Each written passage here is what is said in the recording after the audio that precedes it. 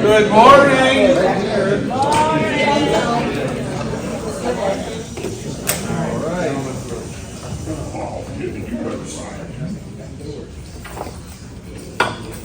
Before we start into our safety meeting, I'd like to recognize and thank all of the veterans we have that work with us here. So if you could please stand as I call your name so we could recognize you. Jeremy Beckman, who's over at the middle school right now. Army, just want to put that on. Sorry. Dave Carey, I don't think he's here today. Dennis Deptula. What branch, Dennis? If you tell me your branch of service, let me know. I have like 1,000 pins at my house. Be more than happy to bring them in for your branch. David Griffin, he's one of our new drivers. He is out on the road right now. Dennis Garner.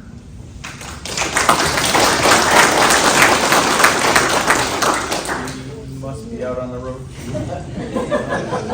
As we say in my house, still serving America. Nick Cramp.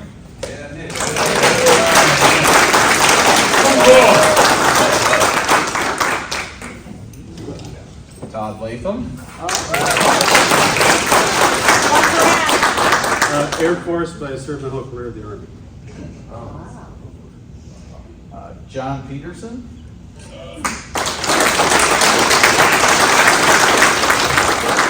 John, what branch? Army. All right. And Mike Stewart. He is still out on the road. He is in the Army. So although today is not about free meals and discounts, it is about the wonderful service that our veterans did for our nation. And so I thank all of you for what you've done and sacrificed. No matter what you've done, you sacrificed something. I know that for a fact. So to all my fellow veterans, thank you. Thank you.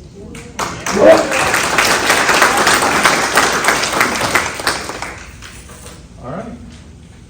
I'd like to let you go home for the day, but I can't. I can't let myself go home for the day. I gotta go to another work thing and then go back to the office. So.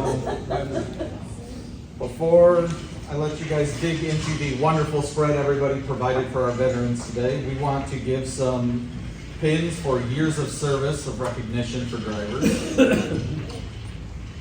So, Simon Grove for 20 years of service. Simon, if you want to come on up.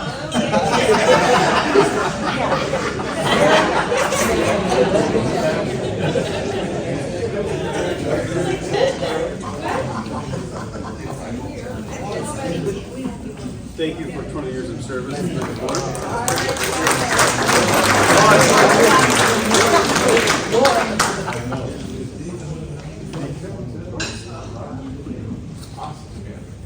Deb Marks with 20 years of service.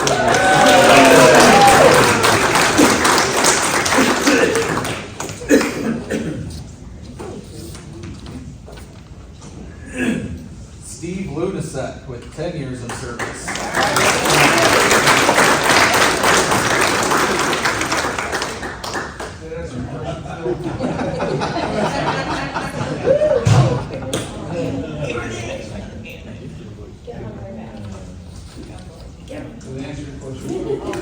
Rudy with 10 years of service.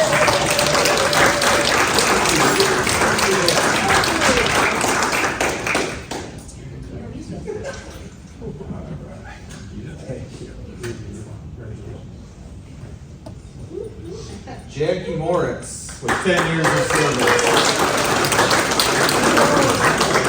Oh, she's on a field trip. Phil with 10 years of service.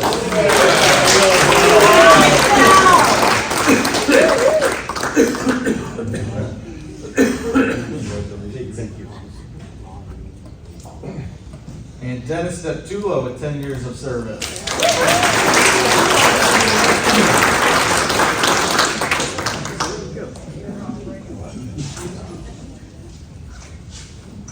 Go Air Force. There you go. One more. Thank you.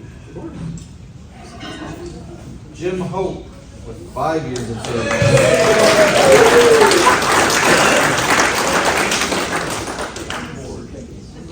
Thank you, Jim. Appreciate it. That's for you. No, you.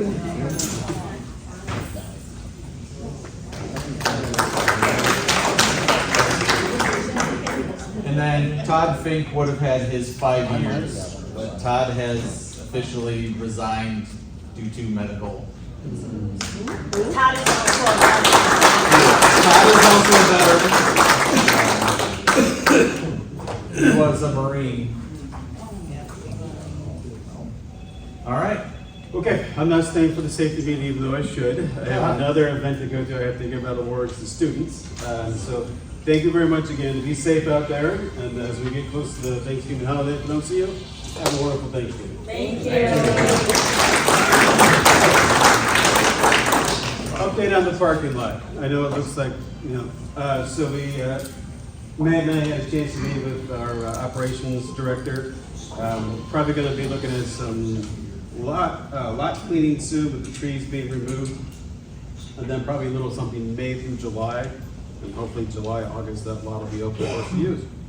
All right, and we're buying more buses. You can tell them about that. All right. If the veterans want to start us off with breakfast this morning? Yeah, hurry No?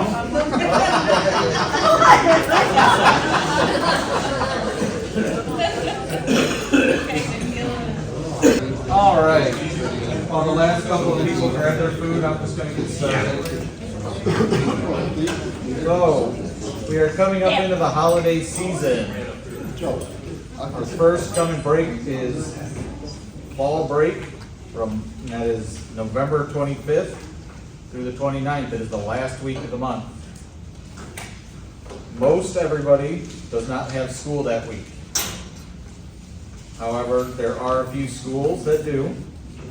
Batavia, if you have a student with them, you will be in session.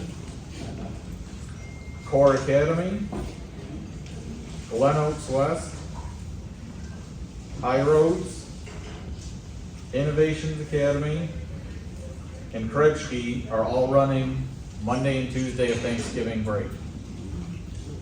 Metro Prep is running Monday, Tuesday, and a half day on Wednesday.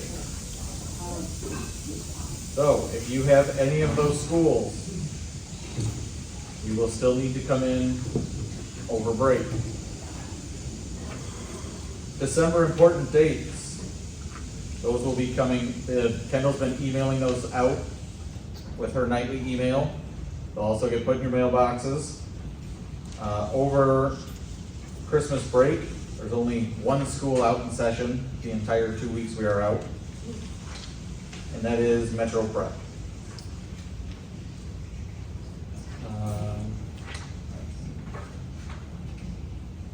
A couple of reminders. Please don't add bus stops to your route.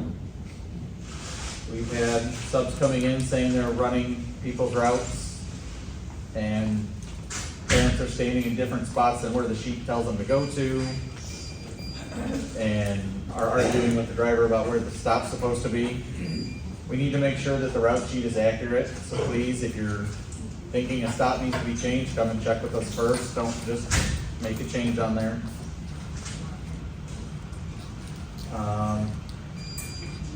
In the parking lot here, please do not park in front of the mechanics bay, whether it's coming to clock in, clock out, whatever. Please don't park in front of them. Please don't park in front of their vehicles. Had a couple of times one of the two of them is trying to leave in their personal car and someone's parked behind them and they can't get out. I know parking is tight right now because we have the heater construction guys parking in our lot as well. If there's no spots available and you need to park somewhere else, just let me know. I've had a couple of people that have come up to me and asked, can I park here because nobody's there? Or because there's no spots. I can take care of that. When you're walking in the parking lot, please be cognizant of the traffic around you. We've seen several people walking around looking at their phones, which is fine, just be aware that you're walking through a parking lot where people are moving, buses are going in and out. Pay attention to your surroundings as you're going through the parking lot.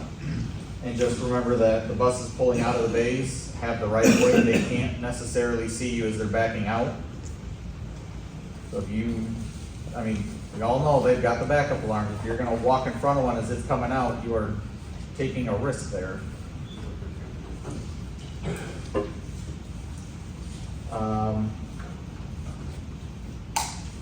Buses that have, big buses that have their AM FM radios working. Just be aware that that is coming to an end. I was not aware that mechanics had not disconnected those. Only the special needs buses have the AM FM radios working. So if you have the AM FM going, the mechanics are gonna be going around disconnecting all the antennas. Now, I think on the Bluebird, you have to have it turned on for the intercom to work. Correct. We're just gonna disconnect the antenna so that the radio stations Yeah, don't play. because once you talk on the intercom, then the radio starts singing. Yeah. The football players love it at the end of the school. I'm sure they do, but we've already got a lot of distractions with the children as it is. And then you add the radio and not being able, then you guys can't necessarily hear what the kids are saying and if they're calling for your attention. It's just an added distraction that we don't necessarily need. Such a buzzkill. Well, you know what, they don't always pay me to tell you Mr. Nice Guy, Rudy. Fortunately, my job comes with being a bad guy sometimes.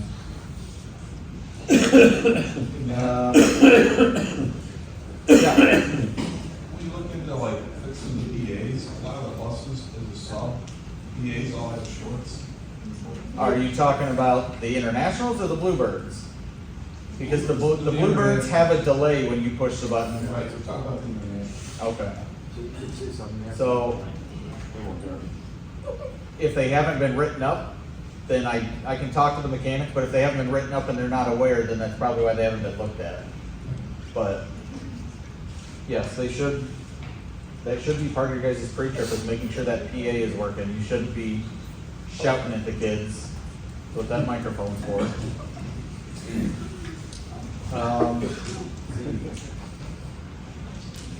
The Christmas family.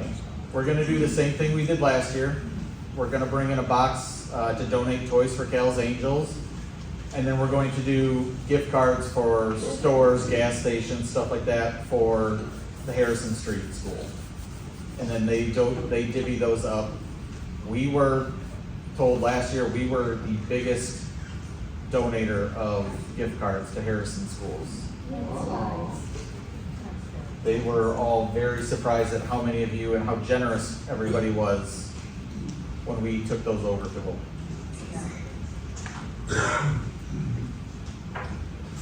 Buses, as Todd brought up, we are going to be buying more buses. We're going out for bid. We're gonna get 9 more big buses and 13 little buses. Yep. They're getting up there in age, so we're trying to keep it so that we're getting rid of them every 5 years. Some of the big buses are gonna get older than that before we unfortunately get rid of them. But supplies still aren't there very well. We've had a lot of delays with the 9 little buses we already ordered. How many internationals will that leave us with? Well, that depends, because I won't know They just do this for spares, basically? if we don't get more internationals with this next bid, because I don't know who's gonna put in bids for big buses. That would leave us with about half of the big bus fleet being diesel and the other half being alternative. We'll be at 24 big buses as propane, and we have 47 total big buses. Are we gonna increase the number of sub buses? Increase the number of sub buses. Extra buses instead Oh. of selling them, keep more buses? No. No, we're not hanging on to more extra buses. We're gonna have more extra little buses, We don't have the space for it. but no, we don't have, at least not at the moment, not until this parking lot gets done. But right now, we have 14 spare extra buses that aren't being used on a regular basis, or only being used as when someone goes down or the subs are using them. So we actually have an excess compared to what we used to have. We used to at one point only have 8 spare buses, and then we got up to 12, and now we're at 14. So we're selling 2 of them probably before the end of this year. 2 of them are leaving the lot. What else is there? Winter sports is starting to pick up. Yes, we had the lull there. Football is going strong still, but not many of the teams made it far into state or at state at all. So we kind of had a lull there instead of the crazy fall field trips we normally do. So those are going to be starting to pick up. So make sure you guys are signing up for field trips. Any questions on anything? What's the status of propane? Propane, we are waiting for the fire marshal to come out and sign off on it. And then they can fill the tank and we can start fueling on our own. Is it gonna be possible for somebody to fuel propane and somebody to do diesel? It doesn't look like 2 buses will fit that. It'll be a little tight, but we should be able to. The nozzle on the propane it's a 20-foot hose on it right now. Oh, So it should be able to reach you can go. pretty much all the way back there. You might have to pull up a little bit into the curve, but you should be able to make it back there just fine. And they will come out, the company that's supplying our propane is going to come out and do a training for everybody. We'll probably do it in stages, because we're not gonna be able to get everybody at once. And at that, trying to get everybody huddled around the bus while we're watching it, not everybody's gonna be able to see, so. So, they will be there, and yes, we will probably take a video so that everybody else can see it. Matt, Yeah. is there gonna be a lock in the gate, or is it just? There will be, and everybody will have a key for it. Code says we have to keep it locked. But all the people that have a propane and the subs will get keys to them. What are the little buses, gas? Well, this year, we are going out for bid for both gas, and they make little bus propane, so we'll see what they come out to be. We'll see who comes out for bid. International has told me they don't have a gas or propane engine that they are manufacturing at the moment. They pulled their only gas engine until 26. So the likelihood is the big buses will still be Bluebirds. Little buses, we will see what they are. On Thursday, I have not, once I get a time down and they let me know, I will let you guys know, but Bluebird is going to bring out what they call their microbird, their little bus, for everybody to see. So if you guys are interested in seeing it on Thursday, it will be here. Yes, they call it a microbird. Don't let Serge drive that. Surge has yet to damage a bus this year, so. I got wood, Hey, Matt, Yeah, in the wintertime when the lock freezes, will we allow use the lighter to unlock it? to use a lighter to unlock it. Propane tank, sure. I don't think that's the wisest suggestion. Throw your cigarette butt in it The too. keypad that our vandals are. There's a gate around that tank, right? There is. We have to make sure that Suburban Propane can access it as well. Or whoever's going to be supplying us with fuel has to be able to access it. Do they do that after hours, perhaps? The fueling? Yeah. when they fill the tank, what I'm getting at They, is. they could be, yeah. Oh. Any other questions?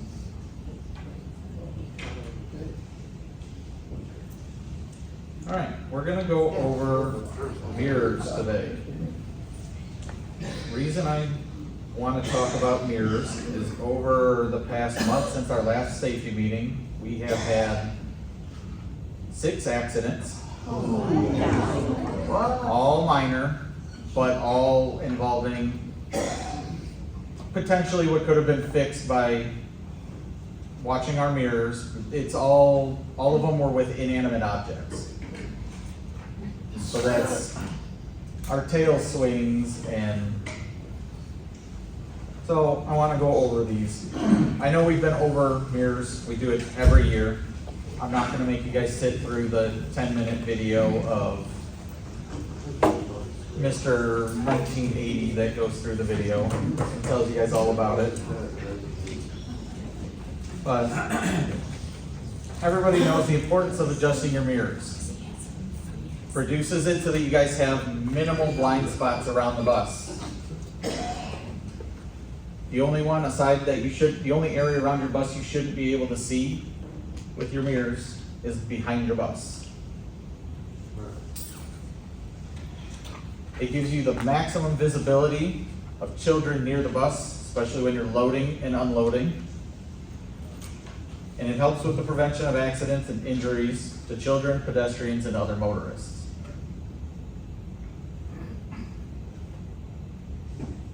What you should be able to see. So on the right there is the general grid. I know it's a little hard to tell, but the bottom of this page is the front of the bus. And yes, we don't have this painted out in the parking lot. I know people have asked. I've been going back and forth on that. We have cones, but it's trying to find a good spot to put the parking grid that becomes kind of a challenge.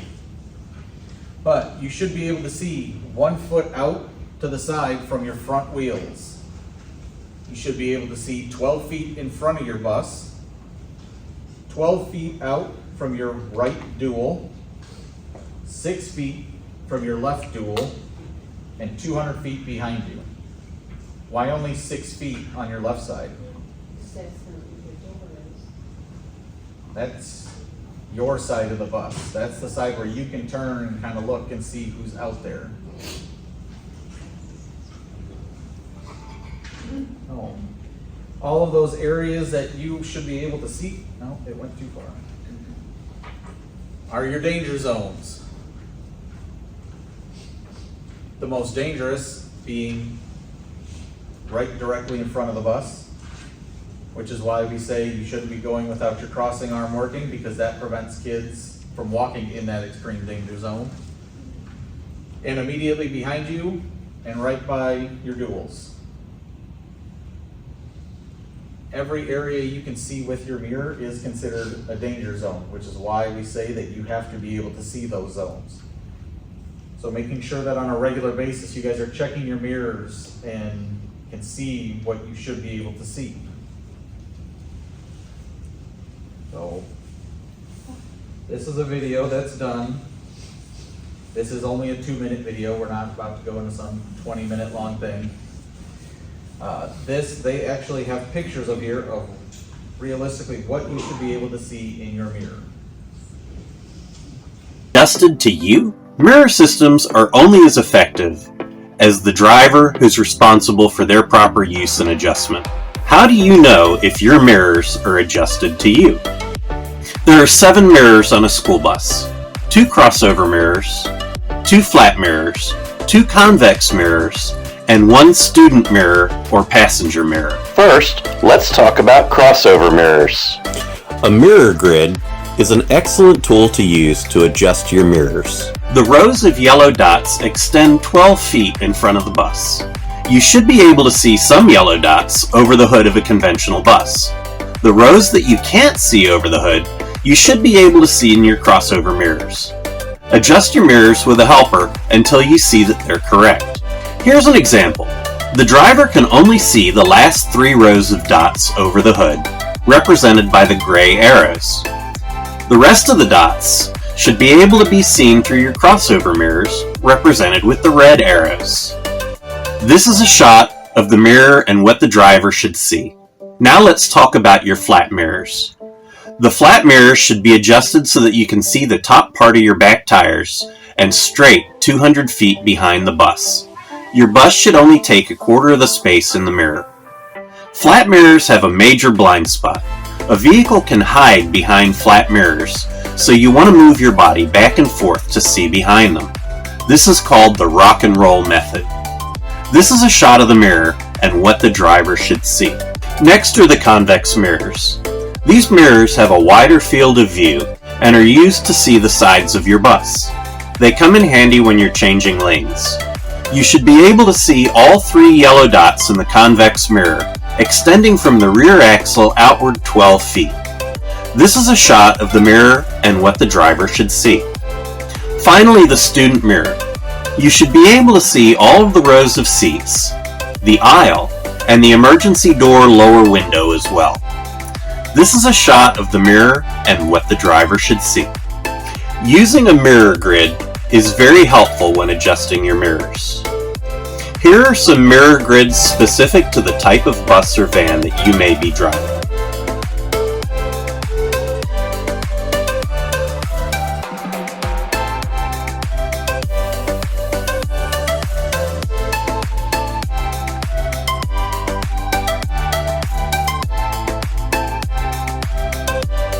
If you have any questions or need help adjusting your mirrors, reach out to one of your terminal's instructors or contact your terminal manager for support. Know the facts, make good decisions. Safety starts with you. All right, so the big reason I want to talk about these is in the news. You guys hear about the Bartlett High School incident? That was terrible. So every month, first Wednesday of the month, I meet with the other directors in Kane County, and she was there and we talked about that incident. So what happened at Bartlett High School on October 18th? A freshman girl was standing waiting for the bus, and a bunch of students were running out and rushed the bus, and one boy couldn't stop himself and ran into her. He fell backwards and broke his wrist. Unlike the news said, he was not hit by the bus. The other girl, however, as the bus was rolling in, fell forward, landed underneath the bus, and had her legs and pelvis crushed by the rear wheel. Oh. She did survive. Oh my God. She was in critical condition for a while. She's doing better. She has a lot of surgeries and a long road ahead of her, but she is doing okay. So it was a very unfortunate circumstance. So that was no fault of the bus driver? No, that was no fault of the bus driver Absolutely. at all. Yeah. But then, incidentally, on 10/21, the following Monday, they had a middle school student push another student in front of the buses as they were all rolling in. That student was not hit by the bus. The buses were being extremely cautious after the incident on Friday.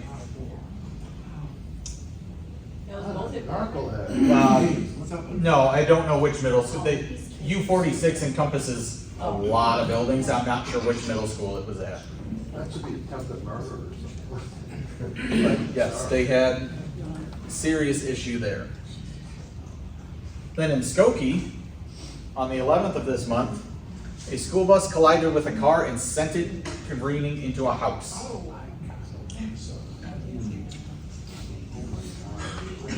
In Washington, on the 17th, a bus driver failed to stop at a red light and hit a left-turning car and sent it across the intersection.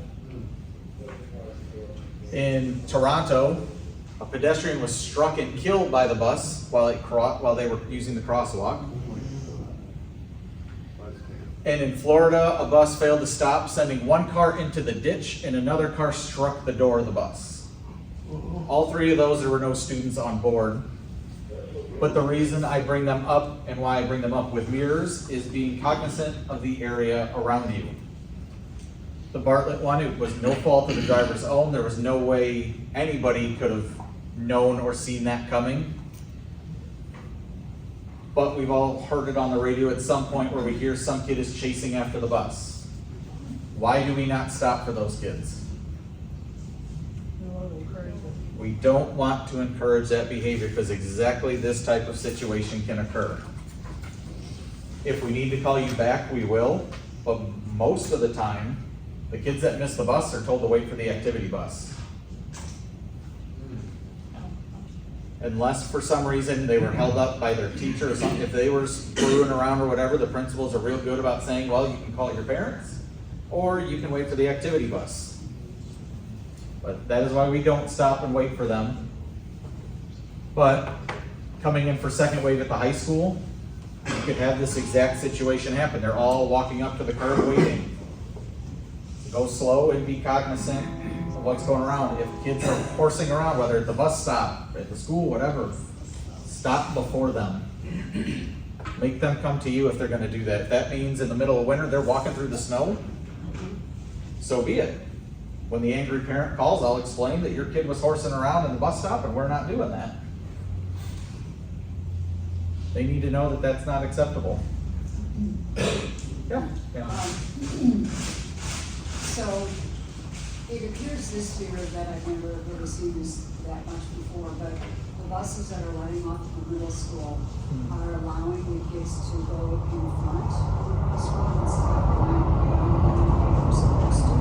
And so that's creating a lot of traffic. They're going, so if I understand correctly, they're going in between them to get.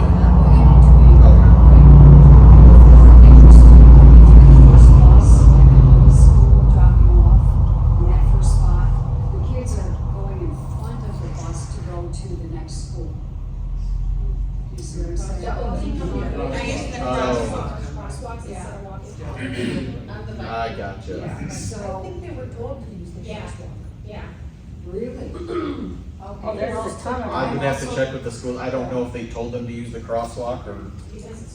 How about the high school? Can you ask them to use the crosswalk? What a joke! I have brought that up and I will bring it up again. They're terrible. They're- We should videotape it and send it to them. I bring it up and they do good for about a week, if that, and then they go right back to what they were doing, but, yeah. Seriously. Well, my point with this is that not all of the bus drivers are really watching that. They, you know, it's like they need, if they are in that crosswalk, Yeah. that's legally, they can do that. Yep. And we have to stop for them. That's not always happening. So if you're at the middle school, be aware that they're using the crosswalks. They're allowed to use the crosswalks. Right. We need to yield to them. We don't have the right of way to get out there from a pedestrian. As far as the high school goes, I guess I'll just have to go and show up and talk to people. They're nice, they're absolutely. Students are going out to that's. Yeah, that's what it is. They are diagonal, they are like super balls dropped off the top of the building, they just everywhere. It's that corner. Yeah. All right. Any questions on anything school bus related? I have one more thing for you guys. There is a new training that technology requires.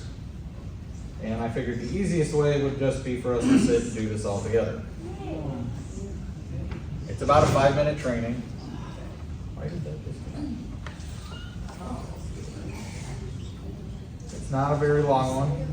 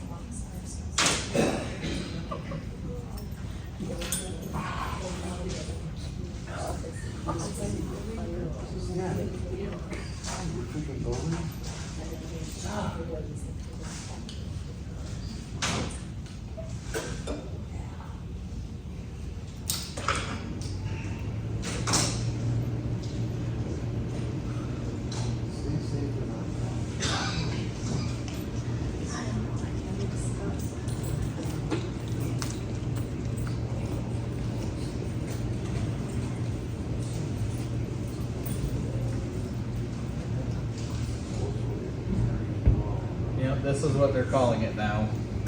social engineering. Everything's got a fancy name now. Social engineering is any act that influences you to take an action that is not in your best interest. Social engineers essentially run a con game in which they use tactics that appeal to our need for security, greed, vanity, or need to help others. These attacks make you feel a sense of urgency or prevent a negative consequence and get you to take an action that will put you or your organization at risk. Like any good con, it's a blend of know-how, manipulation, and skill. While social engineering schemes can be quite complex, they can also be very simple. The goal of social engineers is to obtain your trust, then exploit that relationship to coach you into either divulging sensitive information about yourself or your organization, or giving them access to your network. Let's discuss some of the ways in which social engineers can con you into revealing sensitive information. There are three main categories of social engineering attacks. Digital attacks. These attacks use email or texting to trick you into taking an action, like clicking on a malicious link or opening an infected attachment. In-person attacks are cons that involve a face-to-face interaction that prey on your social nature. Phone attacks involve cons run over the phone that try to trick you into divulging personal information or giving access to computer systems. Digital attacks usually come in the form of emails or texts. Phishing is the most common digital attack. For example, you receive an email that looks like it's coming from your IT department, telling you that there's a problem with your email account and you need to reset your password. You are asked to click the link in the email. The link takes you to a password reset page with a password field, which is what the hacker is after. Once he has your password, he can gain entry to your account.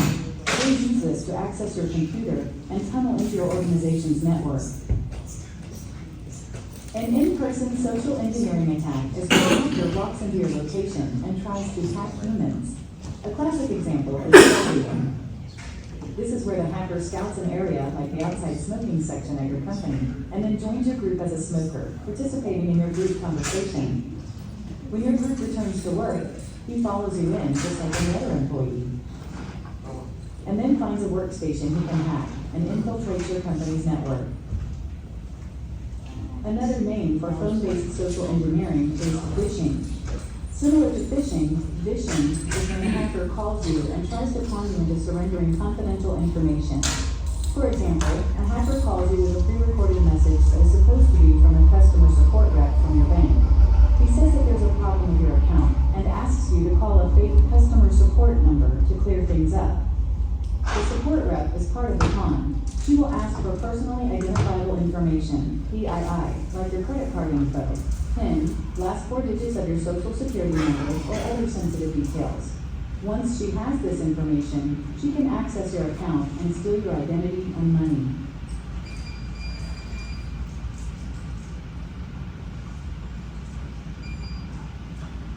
Someone you've never seen before starts making small talk with you on your break. When it's time to head back to work, you notice them following close behind you. What social engineering attack could this person be attempting to do?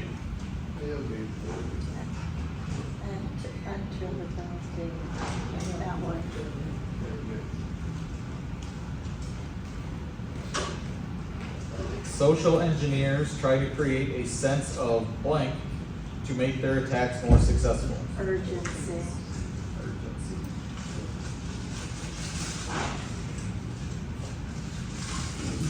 You receive a phone call from a fraud department at your credit card company wanting to verify some suspicious charges. What type of attack could this be? The first one. The last one. Phishing. No, fishing. It's, no, top one. Oh. It's the top one.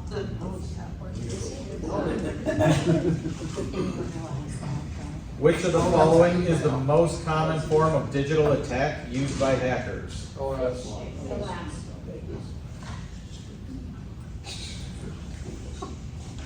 And which of the following is an act that influences you to take an action that is not in your best interest?